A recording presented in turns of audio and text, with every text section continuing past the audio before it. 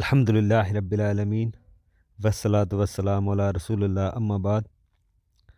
کتاب التوحید اس موضوع میں آج ہم دیکھیں گے جادو کی چند اقسام۔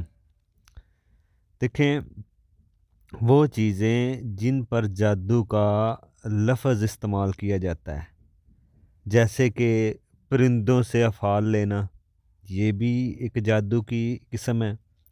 اسی طرح جس طرح کوئی سمجھ لیں کام کرنے سے پہلے افعال کیا، یعنی کہ پرندوں سے، جیسے کوئی بھی کوئی کام کرنا چاہتا ہے تو اس سے پہلے وہ پرندہ اڑا کر فعال لے۔ اگر دائیں جانب گیا تو میں یہ کام کروں گا، بائیں جانب گیا تو میں یہ کام کروں گا، یا دائیں جانب گیا تو یہ کام کر لوں گا، بائیں جانب گیا تو نہیں کروں گا۔ یہ ہوتا ہے فعال لینا جانوروں سے، پرندوں سے، یہ بھی جادو میں سے ہے، یہ بھی جادو میں سے ہے۔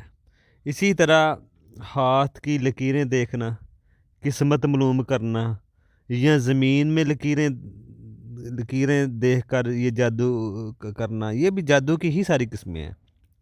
کوئی بھی طریقہ، یعنی کہ بدشگونی لینا کسی پرندے سے، ٹھیک ہے نا،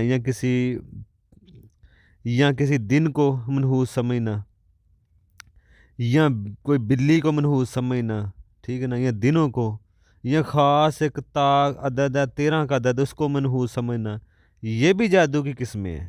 بعض لوگوں نے دن منحوس سمجھتے ہیں، چیزوں کو منحوس سمجھتے ہیں، گنتی کو، کس لفاظ کو منحوس سمجھتے ہیں، مہینوں کو، ہفتوں کو، دنوں کو، یہ لوگوں نے منحوس سمجھا ہوا ہے، ٹھیک ہے نا۔ اسی طرح یہ بھی جادو کی قسم ہے۔ یہ ساری چیزیں توحید کے خلاف ہے۔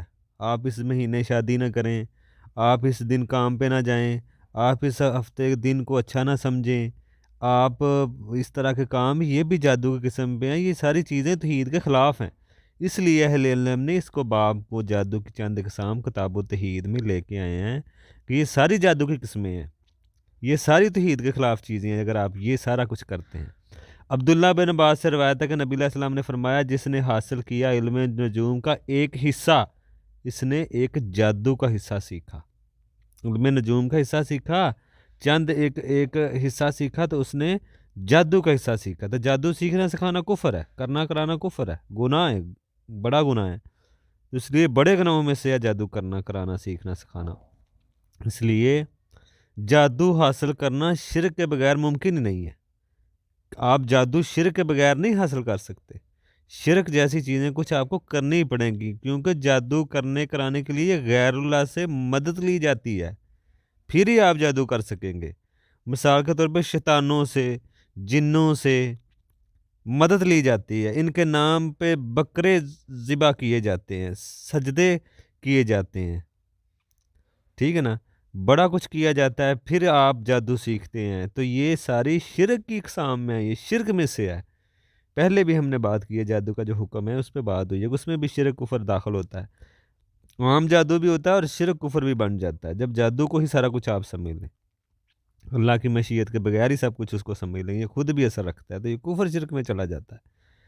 تو اس لیے غیر اللہ جادو حاصل کرنا ہی شرک کے بغیر ممکن ہی نہیں ہے۔ شرک جیسی بہت ساری چیزیں کرنی پڑتی ہے، غیر اللہ سے مدد لینی پڑتی ہے۔ آپ غیر اللہ سے مدد لیں گے، شیطانوں سے مدد لیں گے، جنوں سے مدد لیں گے، تو پھر ہی، یا ان کے نام پہ آپ بکرے ذبح کروائیں گے، لوگوں سے برے کام کروائیں گے، اور بھی بڑے غلط کام کرنے پڑتے ہیں، پھر یہ چیزیں حاصل ہوتی ہیں۔